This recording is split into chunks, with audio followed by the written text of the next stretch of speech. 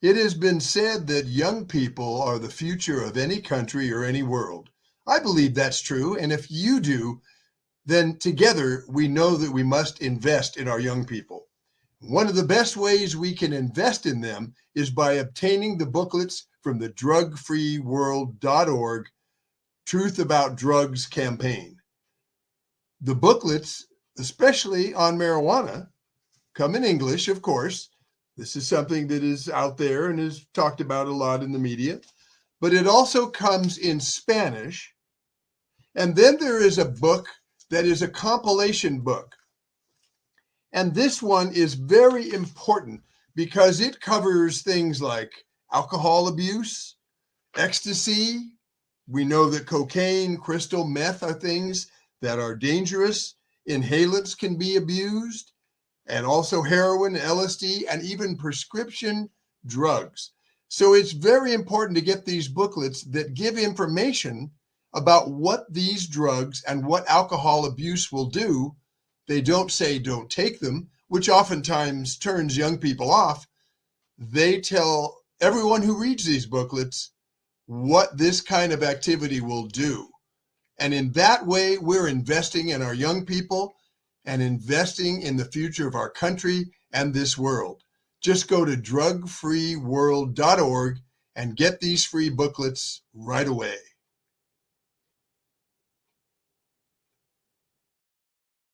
And welcome to another segment of We Have the Power. I'm your host, Brian Gardner. We are expecting to have a guest joining us in a little bit by the name of Bruce Wiseman, who has worked extensively in helping to stop psychiatric abuse. And when he finishes with a previous appointment he had, he will come and join the show. If not, we'll have him on a future show. So until Bruce comes and joins us, by the way, get those booklets. Those are very handy. You can't have a powerful and strong and bright and aware country and population when people are abusing alcohol or taking drugs. Those booklets are free. They're very important. So, of course, the recent events most people are concerned about on one side or another is the assassination of Charlie Kirk. And let me start with the darkest end of that. I find myself feeling, as most of us have, that it's a bad dream where you can't run, your car won't start, and there's someone chasing you, you've run out of money, some horrible thing in the dream, and you wake up and you go, oh my gosh, it was just a dream. I do have money. My car runs fine. I can run, I can walk. But while you're in the midst of that dream, it's pretty depressing and it's pretty all-encompassing, And that's the way I feel. I can't believe that Charlie Kirk was assassinated. Regardless of what you think of his views, I think most of us who are intelligent and ethical and decent individuals will say, because he wasn't proclaiming, let's lock everybody up, from a certain race or for a certain ethnicity, or kill this group of people like Hitler and people like that. He was a pretty decent individual, and we should not be assassinated, harmed, ridiculed beyond a certain point for the views that we hold. Certainly, a person has a right to say, I don't agree with that person. That's their free speech. Or I do agree with that person. Even if their family says, why do you like that person? Why do you not like that person? But to shout people down, to make a threat like has happened on many college campuses where a conservative speaker is scheduled to talk, and maybe this person just is conservative. They're not crying out for any outrageous actions to be taken against anyone. But certain groups of young people who maybe aren't even students at the college threaten to have a huge riot. Then the administrators from the college say, well, we can't afford the overtime police, so I'm sorry, Mrs. Jones, Mr. Smith, we're going to have to cancel your talk. That is suppression of freedom of speech, which our Constitution guarantees to us.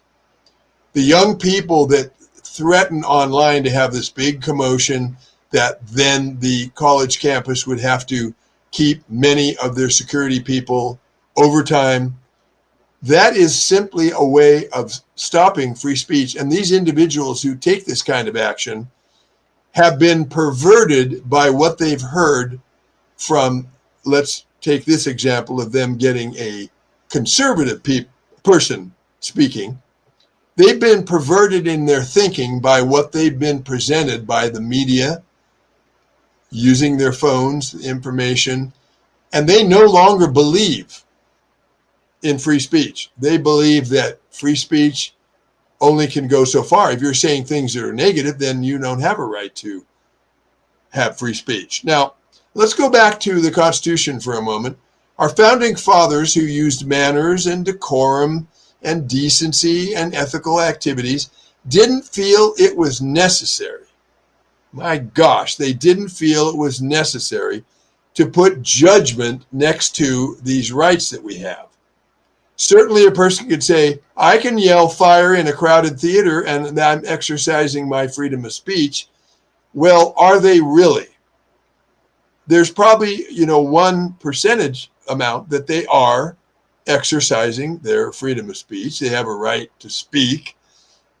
But when you take a look at the content of what they're saying, which could have people trampled and injured rushing out, or if they said there's a bomb in the theater, people rushing out, somebody, elderly person getting trampled and killed, then judgment has left their exercise of their freedom of speech. Now, we can't have judges either saying, well, in my judgment, what you said, I don't like it, and so we're going to, not let you say that. But certainly judgment has to be used. You can't really yell fire in a crowded theater when it's not there. You can't pretend that, you're a policeman and use freedom of speech saying, well, I'm just talking. I'm saying I'm a policeman. And, that there is a way to, say that you're a policeman when you're not. I don't know what the trouble is, Brian. I'm sitting here at the side. I'm watching you talk. I can hear you. I can see my picture. Just one moment. But apparently you can't see me. I don't know what's up. So I think we had some technical difficulties with Bruce Wiseman joining the show today. So we will fix that and we'll have him on a future show, because for one reason or another, here he is here now. Here he is. There you are, Bruce. We did make you into the show. Fantastic. I was just working on some dialogue on some current events. So glad you could join us, ladies and gentlemen. Bruce Wiseman, right here. Yeah, thank you. My pleasure. Whatever. I'm so glad you made it in. Yeah, well, so am I. I was sitting there listening to you talk and hitting all kinds of buttons. Life used to be simple. I know. Let me tell you. I have a band, and the stuff we have to go through today order to promote the band is stuff that my son, who's younger, helps me with. So let me start by introducing to the viewers who you are. You are the U.S. President Emeritus of the Citizens Commission on Human Rights, established in 1969 by the Church of Scientology. CCHR has been investigating and exposing psychiatric abuse and psychiatric violation of human rights for more than 30 years. You have testified before bodies of both houses of the U.S. Congress, as well as state legislature and judicial bodies in several states, including Colorado, Arkansas, New Jersey, Tennessee, Pennsylvania, and Florida. You also testified before the President's Commission on Mental Health and the President's Commission on Reform of Special Education. You were instrumental in the passage of federal legislation that prohibits schools from mandating that children take mind-altering drugs as a condition of attending school. Thank you very much. You have made more than 801 now radio and television appearances, including the Donahue, Fox, National News, and NBC's Dateline, and has been quoted in print media across the country, including the New York Times. You are a graduate. You have a graduate degree in American history from the California State University at San Jose and are the former chairman of the Department of History of John F. Kennedy University. It says here that you do find time to sleep and eat. That's amazing. No. You are also the author of a compelling book, Psychiatry, The Ultimate Betrayal, which people should get who are parents who have kids in school, and is the host of a weekly radio show broadcast on the Talk Radio Network. Again, welcome to We Have the Power, Bruce Wiseman.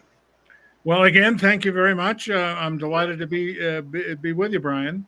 Yeah, I wanted to start off by giving you a quote that I wrote down someplace to use on a future show, but I want to mention this quote because the person that said the quote, unfortunately, was assassinated recently. And, you know, Charlie Kirk said that this generation is the most infused with drugs, psychiatric drugs, and other medication than any other generation in history. And it shocked me knowing that I would have you on the program, hearing that statistic. Well, it's the truth, and it's a tragedy. Yes. We have, Brian, today over 6 million kids, 0 to 17, on psychiatric drugs. 400,000 of those are children 0 to 5, infants, for Lord's sake. Yeah. So Charlie's right. It's something that the Citizens Commission on Human Rights has been working on for some time. Right.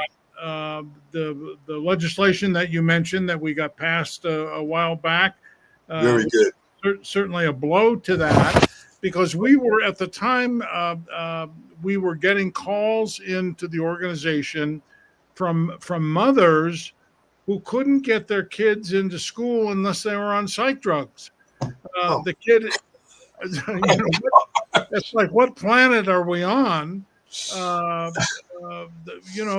mother's trying to get the youngster into school, young kids. Right. No, he's got to be on Adderall or Ritalin, or I don't know if they have the brand names, but yeah. The child couldn't go into school unless they're on a mind-altering drug. So Yeah. we went to Congress. It's a drill getting a bill passed through the House, through the I'm Senate, sure. and signed by the president. But we got that done, and That is great. that can no longer occur. A school cannot demand that a parent put a kid on a psych drug. Thank you. That is good. Now, I want to go back in time for a moment because my contention is, and I would like to get your feedback on this, I believe there is an entity of individuals who are antisocial, who are working behind the scenes, have garnered a lot of power of various media outlets, and there was a significant situation that happened that really, I think they remember to this day, even if it's their kids who they pass this nonsense onto. But in the 60s, before mass amounts of young people were taking any drugs, and they were being told they had to go fight a land war in Asia, young people had the mind ability to go, wait a minute, I want to look into this. And they looked into it and found that the war in Vietnam was nothing more than a way for Bell Helicopter to sell more helicopters and the military-industrial complex to be able to, they wanted that war to go on for another 40 years. They were making so much money. More bombs were dropped on Vietnam than in the entirety of World War II. So what they did, and Timothy Leary came out as a avowed CIA agent, what they did is they said, we got to stop these young people. 500,000 people were in Washington at the biggest anti-war protest. Young people thought they lost the revolution. They brought that war to an end way before the military-industrial complex that made all the money they wanted from it. So they said, whoa, we never want our young people to be that bright again. We never want them to be that aware again. So destroy the school system, get psychiatry into the school system, push pot, get Timothy Leary saying, tune in, turn on, drop out, because we want young people to go back into the woodwork so we can have wars wherever we want, make all the money we want without these frickin' hippies stopping us from losing billions of dollars. And now we come forward and we spend the most on education, and we are one of the worst as far as our young people being able to read at grade level.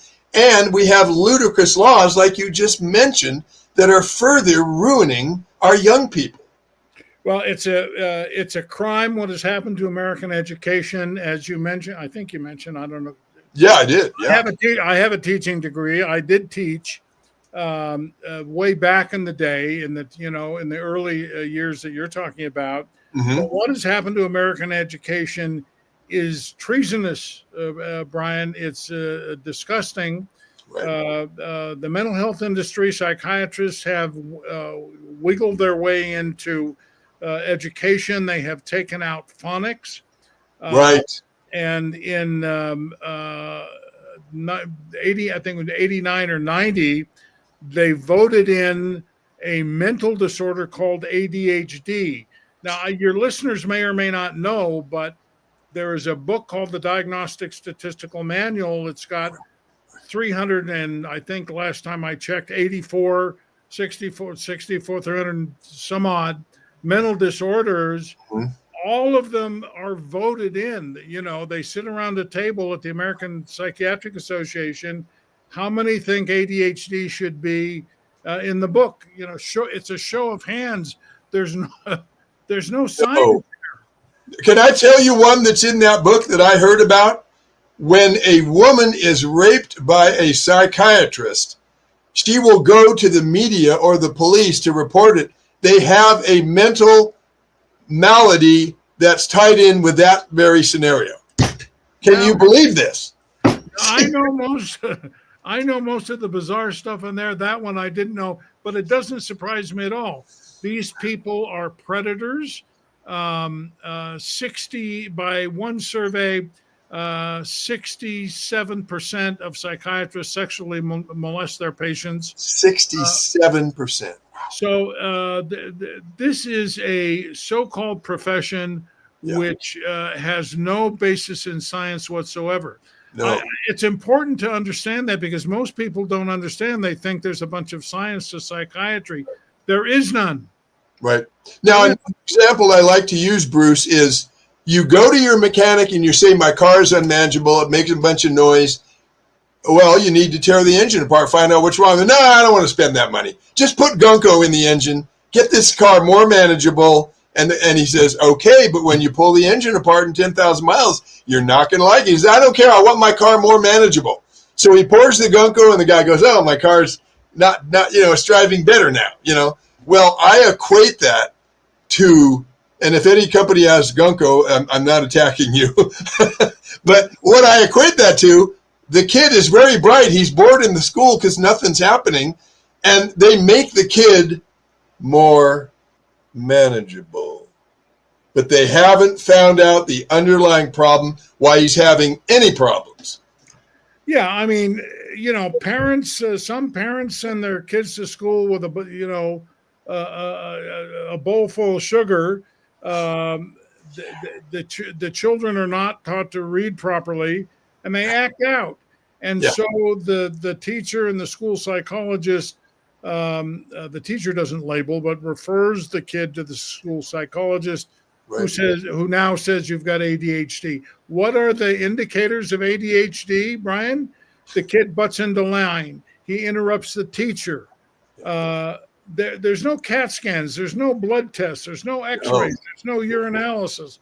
No science at all. Right. Now, I heard, we both of us know about Applied Scholastics, the worldwide educational system. I heard a report from them that many kids will come in and start getting the educational training and clearing things up with their studies from Applied Scholastics. And the kids are acting out. They're having problems. They sit down and they find out what words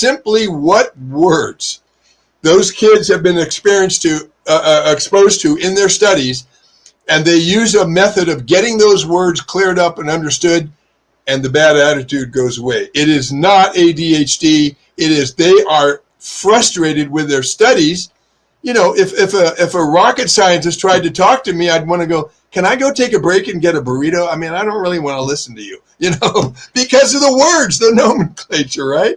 So applied scholastics is proven beyond a shadow of a doubt that if you clear up the misunderstoods in the study, the bad attitude goes away. Well, the psychiatrists don't want to hear anything about that. They've actually suppressed letting applied scholastics work in the school system because they want to continue their power and their influence by saying, no, it's ADHD. You're clearing up words won't fix it, you know.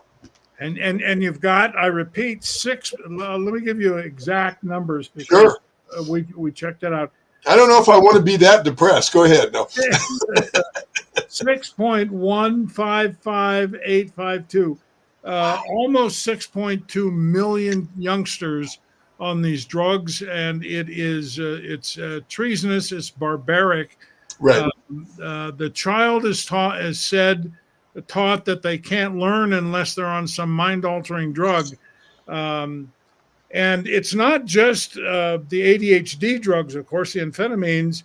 A lot of these youngsters are on SSRIs, so-called selective serotonin reuptake inhibitors, kind of a mouthful, but those are the antidepressant drugs that studies tie to acts of suicide and violence. Right. And the worst thing I've seen is that Cardus dyskinesia, comes from psychiatric medication. Now they have a medication you take that apparently stops the shakes, but that medication can cause you to have suicidal thoughts. It's kind of like, the bad mechanic put Gunko in your car and it runs good for a while. Now the car's starting to act up. Now he puts Gunko 2 in there rather than fixing what's really wrong with the engine. It's unbelievable because I've seen that drug that you're talking about advertised. They drug the child or the adult. They get tardive dyskinesia, meaning they get uncontrollable shakes.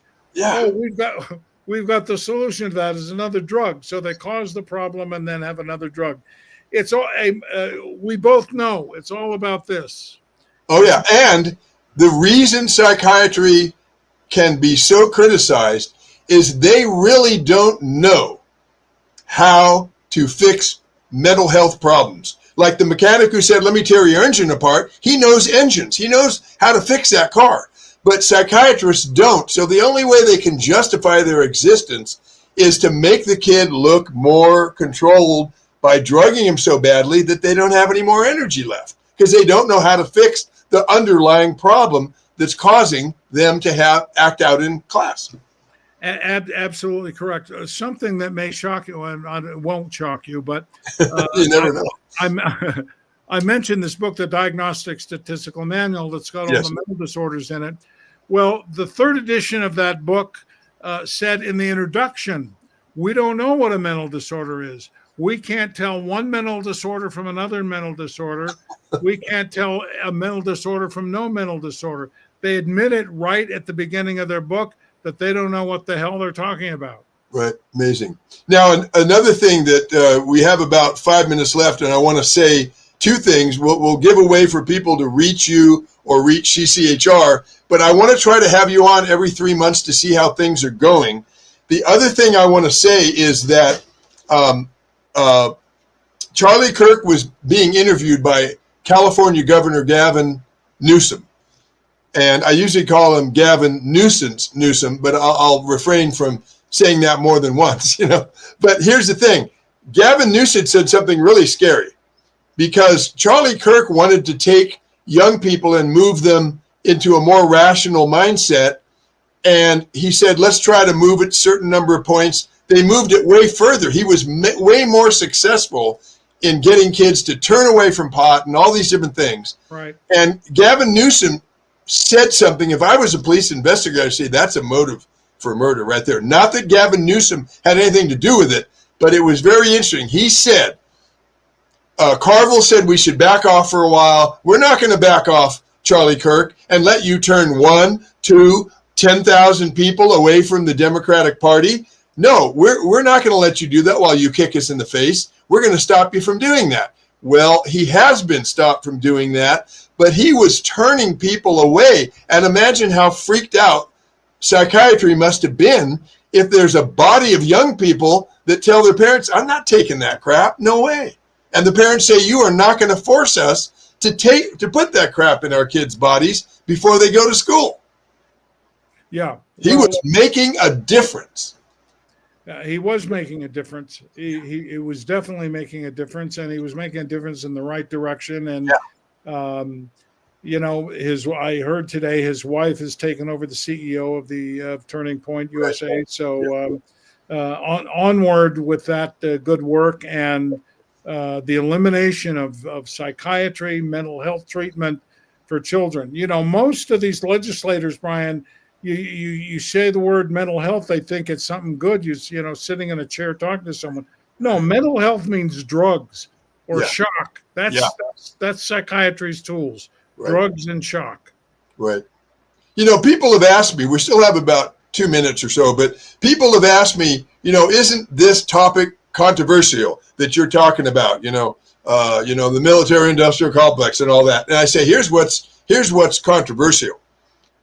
A baby born addicted to heroin, sending thousands of volts through a person's brain to try to make them better, filling up with drugs that have terrible side effects, and you can't even get off the drugs unless you are weaned about at this pace. Most people don't understand that about 100,000 people a year get electroshock still in this country. They think electroshock. Did we lose our connection with you? Psychiatrists still do. Oh, there you are. Okay. Yeah. Say that again. We lost your connection for a second. I was just saying that about 100,000 people a year get electroshocked in this country. People think electroshock went out with cuckoo's nest. It didn't. Psychiatrists run hundreds of volts of electricity through someone's brain, and they call it therapy, Brian. Right. Yeah. I heard about an economist who had some depression. They did that to her. She ended up not even being able to do simple math anymore. Yeah. Terrible, So we've got just about a minute. So how can people reach the Citizens Commission Human Rights or you? And then I want to say that to our listeners, I will have you back about every 3 months, and we'll talk about further actions. Parents must be aware, and CCHR has some wonderful publications, right? We have great publications. We have great videos. There's a tremendous amount of information on the website, which is cchrint.org. cchrint.org. Okay. Int.org. There's a huge amount of information up there. Anybody that's interested in this subject should go there. They'll find a lot to understand, study and understand. Yeah, they should be interested if they have kids in school to protect them from this kind of travesty. Absolutely. Yeah. Thank you so much for being on the show.